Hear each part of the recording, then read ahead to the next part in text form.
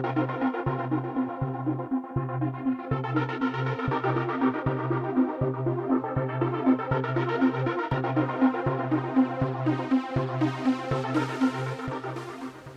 of the most intriguing, one of the most interesting, one of the most forms of ironic degrees of how many of us humans behave relates to the idea of how we are so adamant in believing our particular states of limitation, despite us truly being infinite in potential.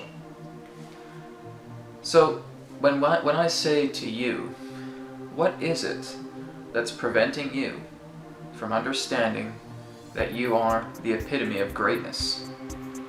What first comes to mind? What's the first thought in your head? It may be something like, Brad, BS. You gotta be joking. You're kidding, right? Me, greatness? Me, unlimited potential? Me, infinite expansion? I can barely pay my rent. I have debt coming out the yin-yang. I have a job that I really can't stand. I have a boss who's constantly fighting with me. I feel like the entire world is against me. I have a partner who is constantly feeling that they are more dominant than me, and I feel that they hold a greater value than I do.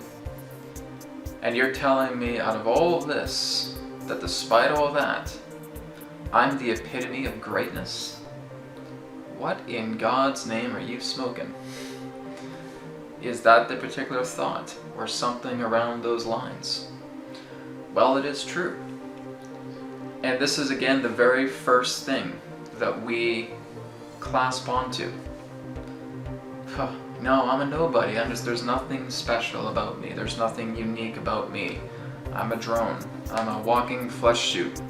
I'm just here to kind of walk around and do my job and get paid a really measly little paycheck, work 9 to 5, and just collapse at home and really do nothing with my life. And that's it. So how could I possibly be defined as greatness? And even when we start to look at other people, when we start to look at other phenomena contained upon this planet, things that really go beyond conventional science, the first thing that pops in is the assumption that this is a joke.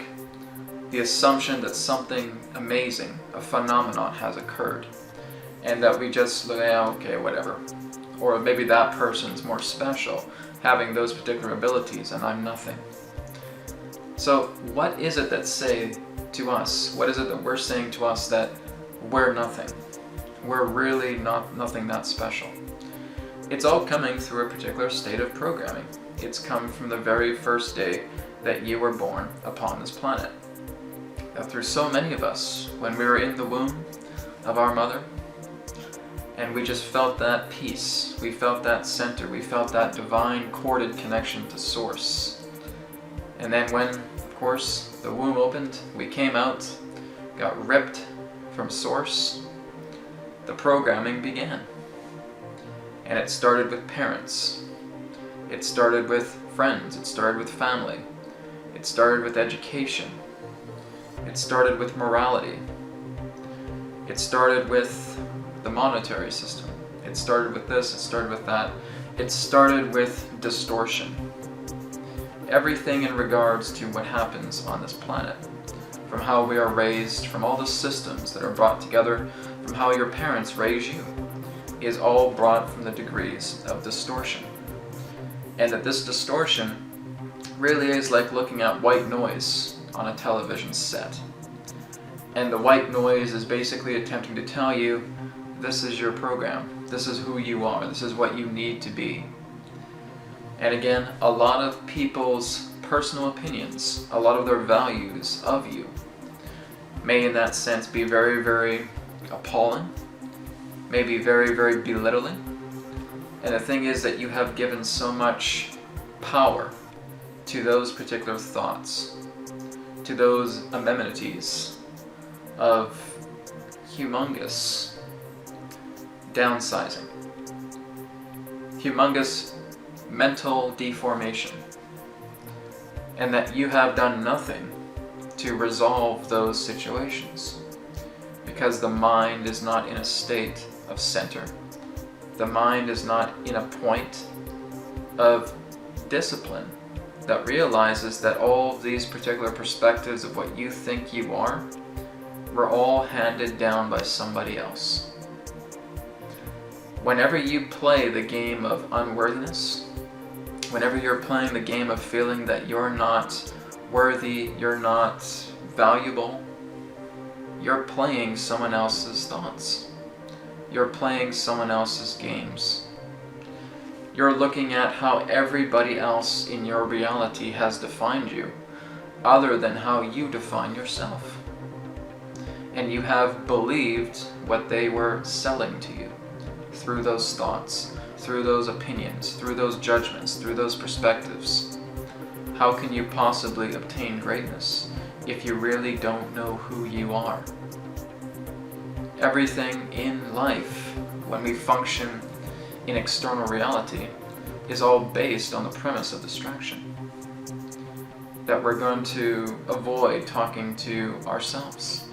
We're going to prevent looking at ourselves. We're going to go on our cell phones and we're going to text to other people, and that takes 8 to 10 hours of our day up. We're going to work in an office, making up spreadsheets, and that's going to distract us from us being ourselves. We're going to come home and we're just going to collapse on the couch. Maybe go on the computer for a little bit. Maybe watch a bit of TV. And then just pass out. And that's our day. How much you time was there? There was none. There's no you time. How do you expect to discover your greatness if you do not give yourself the time to reflect on who you are? It's a busy, bustling life, filled with distractions, filled with mess, filled with distortion, filled with other people's opinions, because many of them are just as lost as you are. They don't know who they are.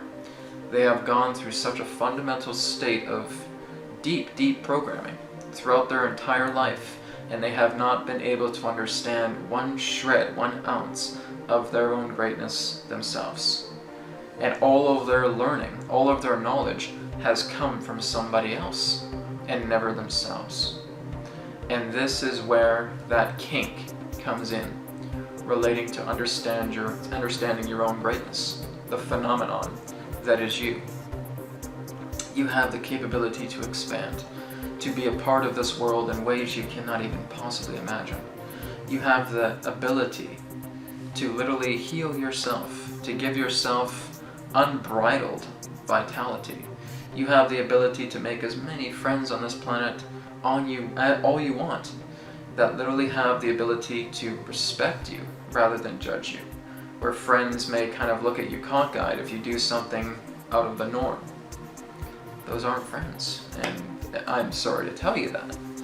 But whenever you have a friend that is really, really conditional in regards to your degrees of expansion, that person only sees you as a means to an end. That person really does not understand what you're going through and fears your point of expansion. Fears that there can no longer be any type of symmetry between a relationship like that. Be it friendship, be it family, be it relationship, be it business partnership, whatever it may be. This is the whole key, is if you can allow yourself to take some time each and every single day, whether it just be a few minutes, and being able to go inside and ask yourself those questions. Who am I? Why am I here? What do I want? What do I wish to create? What do I wish to attract? Where do I want to be? What is my nature? These are questions that enrich the soul. These spark the spirit. And this helps you to connect so much more deeply through yourself, just by asking those simple little questions that deliver enormous response.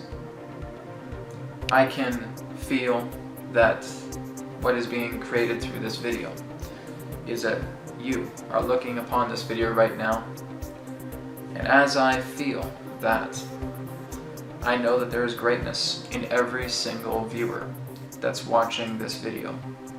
That you yourself have as much potential, as much beautiful greatness that you can possibly imagine. You have the ability to communicate with beings far beyond Earth. You have the ability to communicate with other chords of consciousness existing in realms you can't even possibly imagine. You have the ability to communicate with other life, other forms of human beings that exist beyond planet Earth. You have the ability, for some of you, to literally arrange pickups, to literally go on board other craft and look at the world, look at planet Earth in a view that you could never have thought in a million years you'd be able to see. This can come through physical reality, this can come through dream state. All it really requires is your own request and your own trust of knowing that you can do this. For those of you who are in such an alignment, who want to see such an experience come through, there's so much greatness in all of you. There's greatness in me, there's greatness in all of you. And we're all unique. We're all very special. A lot of people say, well, there's nothing so special about me. There's nothing unique about me. On the contrary. You're very special. You're very unique. That doesn't make you superior, and it doesn't make you inferior. But it certainly is something that is part of the fraction that represents wholeness on this planet. And the truth of the matter is, none of us are really going to understand oneness in this physical reality. And a lot of us say that we're one. We absolutely are. You have no idea the fathom of what it is to be one.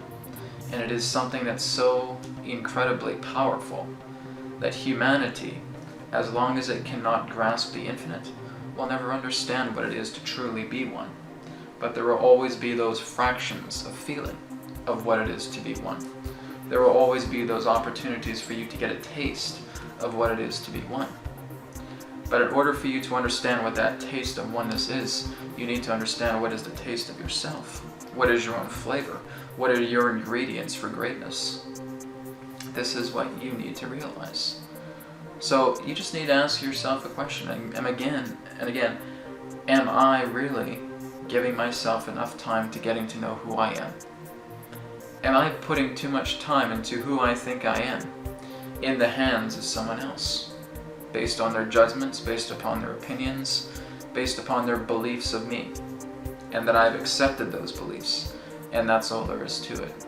So you really need to look into the greatness of yourself, because if you're constantly in the deformity, the distortion of thinking that you're worthless, of thinking that you have no value whatsoever, then basically you're feeling that you're stepping outside that connection to oneness.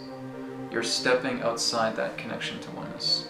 And you feel that you're, in that sense, just more valuable or even less valuable than what is contained in the one.